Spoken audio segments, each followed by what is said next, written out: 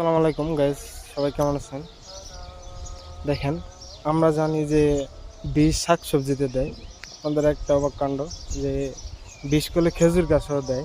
কারণ খেজুর গাছে না দিলে এই খেজুরগুলা মারা যায় বা পোকা খেয়ে ফেলায়। যেমন একটা প্রমাণ দেখে আপনাদের, এই দেখেন খেজুর গাছের বাদিগুলা বিষ না দিলে পোকা খেয়ে ফেলায়। এই দেখেন, এই লেগে বিষ, এই লেগে ট্যাঙ্কি, বিষের ট্যাঙ্কি। আমরা এখন খেজুর গাছে বীজ দিব। দেখেন, এটা অবাক হলেও দেখেন আমরা কি সুন্দর করে বীজ দিই খেজুর গাছে। আপনাদের দেখাচ্ছি, এটা হলে এটা দিয়ে আমরা বীজ দিই। এটা হলে বিষের ট্যাঙ্কি। এই দেখেন, খেজুর গাছে আমরা বীজ দেওয়া লাগে এরকম সুন্দর করে। ওই যেমন শাকসবজিতে আমরা বীজ দিই, ঠিক এরকম করে আমরা খেজুর গাছে বীজ দেওয়া লাগে। দেখেন, এই যে আমরা বীজ দিচ্ছি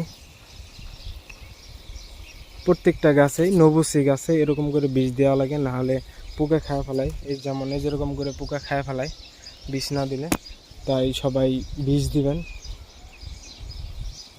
বীজ যেটা সৌদি আরব দাওয়া বলে, দাওয়া দিলে খেজুরটি সুন্দরভাবে টিকে যায়। দেখেন,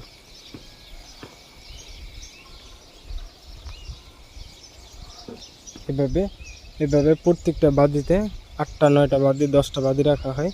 সবগুলো বাদিতে এরকম করে বীজ দিবেন, তাহলে খেজুরটি সুন্দরভাবে টিকে যাব।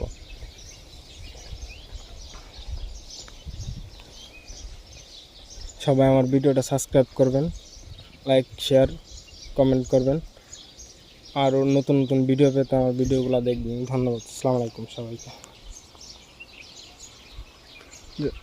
সবাই এরকম করে বীজ দিবেন। বীজ দিলে তাহলে খেজুরটি সুন্দরভাবে টিকে যাবে, সহজে খেজুরগুলো নষ্ট হবে না। প্রত্যেকটা বাদিতে সুন্দর করে বীজ দিবেন, তাহলে আর খেজুরগুলো নষ্ট। বিষের বড় ট্যাঙ্কি দেখেন, সাদা পানি বীজ দিছে, সাদা সাদা খেজুর না মরার জন্য। এগুলা বিষের ট্যাঙ্কি দেখেন, এটা দিয়ে আমরা বীজ দিই খেজুর গাছে। ফুলের বাদিতে বীজ দিয়ে, না হলে খেজুরগুলো মারা যায় সহজেই। আর বিষ দিলে সহজে খেজুরটি মারা যায় না। এগুলো হচ্ছে বিষ, ট্যাঙ্কি ভরা পানির ভিতরে বীজ দেওয়া হয়।